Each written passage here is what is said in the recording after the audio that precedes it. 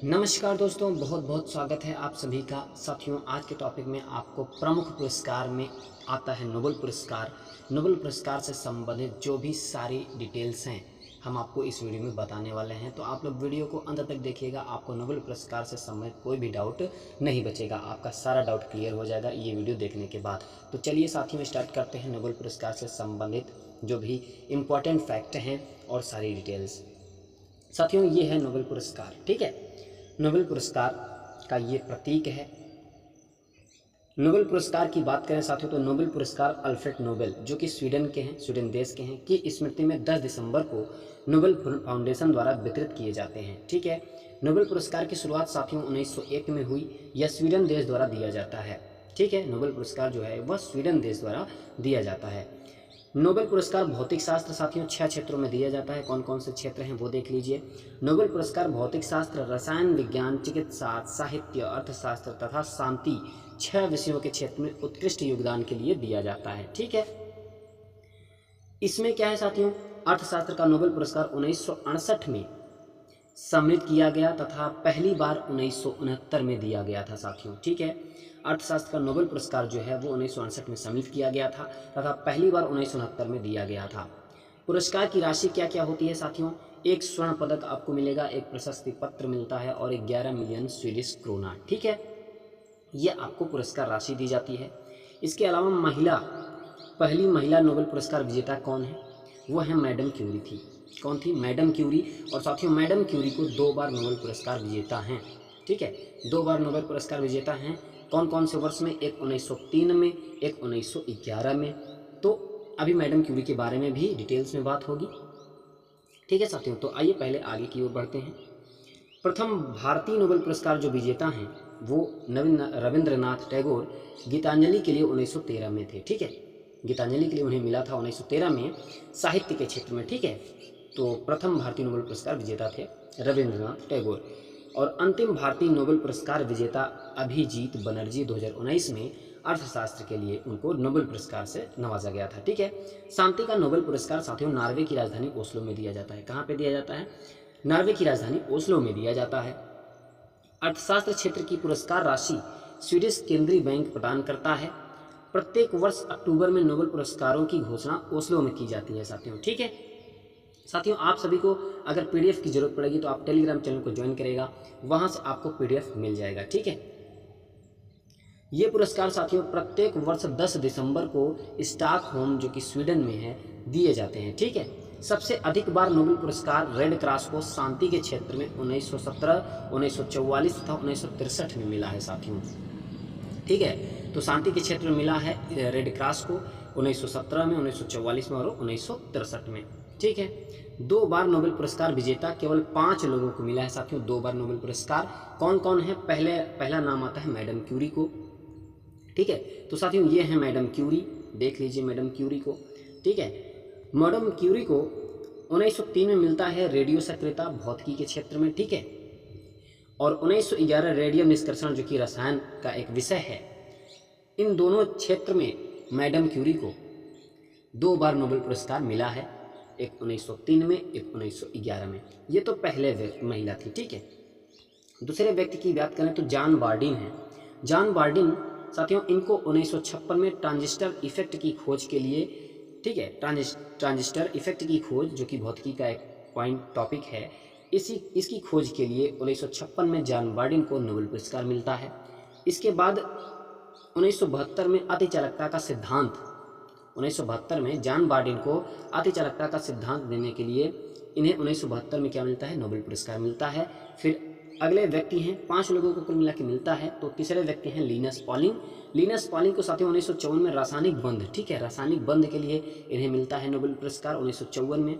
और अगला वर्ष है 1962 जो कि शांति के लिए इन्हें मिलता है। लिनस पॉलिंग को 1962 में शांति का नोबेल पुरस्कार, ठीक है। फ्रेडरिक सेंगर, फ्रेडरिक सेंगर की बात करें साथियों तो ये हैं फ्रेडरिक सेंगर, देखिए, ठीक है। इनको साथियों 1958 इंसुलिन मॉलिक्यूल की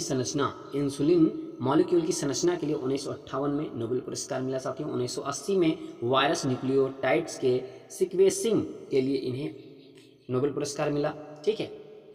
1980 में वायरस न्यूक्लियोटाइड के सीक्वेंसिंग के लिए 1980 में फ्रेडरिक सेंगर को नोबेल पुरस्कार मिला साथियों, ठीक है। और अगले जो व्यक्ति हैं वो कार्ल बैरी शार्प्लेस, कौन है?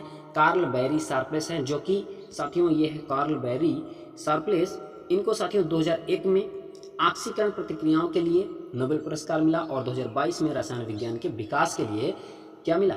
नोबेल पुरस्कार मिला। और दोनों यह रसायन के क्षेत्र में इनको मिला है ये पुरस्कार, ठीक है। और फ्रेडरिक सेंगर को भी रसायन के क्षेत्र में ही, दोनों रसायन के क्षेत्र में भी मिला है। और कार्ल बैरी शार्प्लेस को भी रसायन के क्षेत्र में, माने दोनों जो नोबेल पुरस्कार मिले हैं 2 बार, वो दोनों रसायन के क्षेत्र में ही मिले हैं, ठीक है।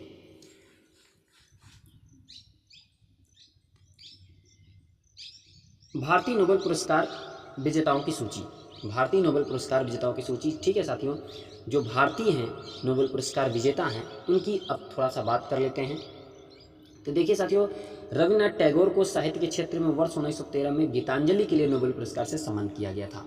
सबसे पहले रविन्द्रनाथ टैगोर को 1913 में, जो भारतीय हैं साथियों, ठीक है, इनको साहित्य के क्षेत्र में वर्ष 1913 में गीतांजलि के लिए नोबेल पुरस्कार से सम्मानित किया गया, ठीक है। सीवी रमन को भौतिक विज्ञान के क्षेत्र में 1930 में प्रकाश के प्रकीर्णन पर उनके कार्य तथा रमन प्रभाव की खोज के लिए नोबेल पुरस्कार से सम्मानित किया गया साथियों, ठीक है, सीवी रमन को। और अगले जो व्यक्ति हैं हरगोविंद खुराना, हरगोविंद खुराना को चिकित्सा के क्षेत्र में 1968 में आनुवांशिक कोड की अपनी व्याख्या और प्रोटीन संश्लेषण में, ठीक है, उनके कार्य के लिए नोबेल पुरस्कार से सम्मानित किया गया था। इनका कार्य है कि आनुवंशिक कोड की अपनी व्याख्या और प्रोटीन संश्लेषण, ठीक है, ये इनका कार्य था। इसी कार्य के लिए इन्हें नोबेल पुरस्कार से सम्मानित किया गया था, हरगोविंद खुराना को चिकित्सा के क्षेत्र में 1968 में, ठीक है साथियों। मदर टेरेसा की बात करें तो साथियों 1948 में भारतीय नागरिकता इन्हें प्राप्त हुई है, ये अल्बानिया देश के हैं, ठीक है। मदर टेरेसा 1948 से भारतीय नागरिकता इनको मिल गई है। कोष शांति के क्षेत्र में 1979 में मानवीय कार्य के लिए नोबेल पुरस्कार से सम्मानित किया गया था।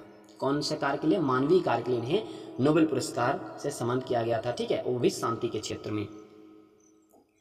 अगला पॉइंट है साथियों एस चंद्रशेखर को भौतिक विज्ञान के क्षेत्र में, कौन सा क्षेत्र है? भौतिक विज्ञान के क्षेत्र में 1983 में सितारों की संरचना और विकास पर उनके सैद्धांतिक अध्ययन के लिए साथियों नोबेल पुरस्कार से सम्मानित किया गया था, ठीक है। ये था इनका कार्य, क्या था? सितारों की संरचना और विकास पर उनके सैद्धांतिक अध्ययन के लिए नोबेल पुरस्कार से सम्मानित किया गया था। किसे? एस चंद्रशेखर को। कौन से क्षेत्र में? भौतिक विज्ञान के क्षेत्र में। किस वर्ष में? 1983 में साथियों, ठीक है। अमर्त्य सेन की बात करें साथियों तो अमर्त्य सेन को अर्थशास्त्र के क्षेत्र में 1998 में कल्याणकारी अर्थशास्त्र में उनके योगदान के लिए नोबेल पुरस्कार से सम्मानित किया गया था, ठीक है। कल्याणकारी अर्थशास्त्र में उनके योगदान के लिए नोबेल पुरस्कार से सम्मानित किया गया था 1998 में अर्थशास्त्र के क्षेत्र में अमर्त्य सेन को। अगले भारतीय हैं साथियों जिन्हें नोबेल पुरस्कार मिला, वो हैं वी.एस. नायपाल। वी.एस. नायपाल को साहित्य के क्षेत्र में मिला है नोबेल पुरस्कार वर्ष 2001 में साथियों इन फ्री स्टेट के लिए। क्या है? इन ए फ्री स्टेट के लिए इन्हें नोबेल पुरस्कार से सम्मानित किया गया था वी.एस. नायपाल साहब को, वो भी साहित्य के क्षेत्र में 2001 में। वी रामकृष्णन, अगले अगर हम भारतीय की बात करें जो नोबेल पुरस्कार विजेता हैं साथियों, वो हैं वी रामकृष्णन को रसायन के क्षेत्र में वर्ष 2009 में राइबोसोम की संरचना और कार्यों के अध्ययन के लिए नोबेल पुरस्कार से सम्मानित किया गया था, ठीक है। कैलाश सत्यार्थी की बात करें साथियों तो कैलाश सत्यार्थी बचपन बचाओ आंदोलन से जुड़े हैं, को शांति के क्षेत्र में वर्ष 2014 में बच्चों और युवाओं के दमन के खिलाफ और सभी बच्चों के शिक्षा के अधिकार हेतु उनके संघर्ष के लिए नोबेल पुरस्कार से सम्मानित किया गया था कैलाश सत्यार्थी जी को। और ये जो है कैलाश सत्यार्थी जी बचपन बचाओ आंदोलन से जुड़े हैं और इन्हें शांति के क्षेत्र में नोबेल पुरस्कार मिला है वर्ष 2014 में साथियों, ठीक है। अगले भारतीय की बात करें जो नोबेल पुरस्कार विजेता हैं साथियों, वो हैं अभिजीत बनर्जी। अभिजीत बनर्जी को अर्थशास्त्र के क्षेत्र में वर्ष 2019 की बात कर रहे हैं साथियों, तो अभिजीत बनर्जी को अर्थशास्त्र के क्षेत्र में वर्ष 2019 में वैश्विक गरीबी को कम करने के लिए प्रयोगात्मक योगदान के लिए नोबेल पुरस्कार से सम्मानित किया गया था, ठीक है। अभिजीत बनर्जी को वर्ष 2019 में। कौन सा क्षेत्र है साथियों? अर्थशास्त्र का क्षेत्र है और उनका कार्य था वैश्विक गरीबी को कम करने के लिए प्रयोगात्मक योगदान के लिए नोबेल पुरस्कार से सम्मानित किया गया था। साथियों अब आइए हम बात कर लेते हैं नोबेल पुरस्कार विजेता जो 2023 की। ठीक है, जो नोबेल पुरस्कार विजेता हैं 2023 के, हम उनकी बात करते हैं। साथियों नरगिस मोहम्मदी साथियों ये हैं विजेता, जो कि ईरान के हैं। इनको शांति के क्षेत्र में साथियों श्रेणी है इनकी, शांति के क्षेत्र में इनका योगदान है।